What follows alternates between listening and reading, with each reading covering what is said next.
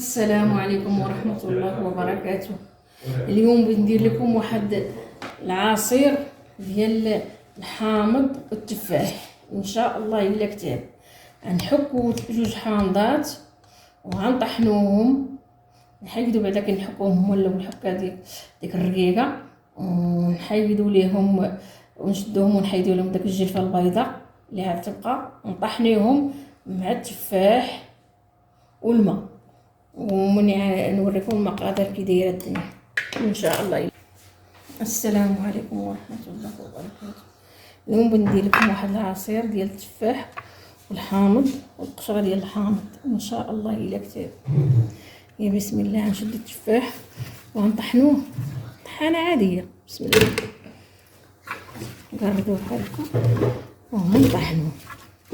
ونطحنوه مع جوج حامضات. نحيدو منهم هذاك الحامض، غنحيدو منه الزريعه ديالو وغنديروه ان شاء الله الا كتاب.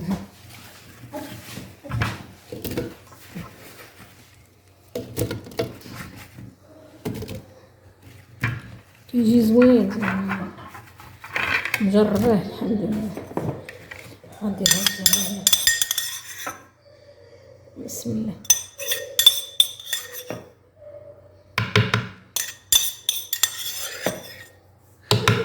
غندير واحد جوج نتوما والنظر ديالكم. انا غندير واحد جوج السكر على حساب الذوق ديالكم نتوما ان شاء الله.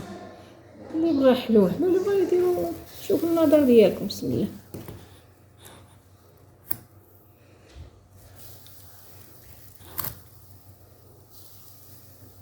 ومني غنطحنوه غنصفيوه ان شاء الله الا كتاب. غنديروا الماء عادي ونصفيوه ان شاء الله. بسم الله. دابا ها هو درناه هنا في الطحانه، حنا غنطحنوه ان شاء الله الا كتاب. بسم الله، توكلنا على الله.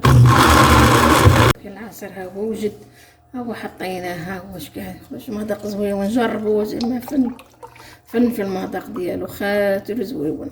غير الحامض والتفاح صافي، كيلو ديال التفاح وجوج حامضات، خرج لكم عصير زويون مزيانين.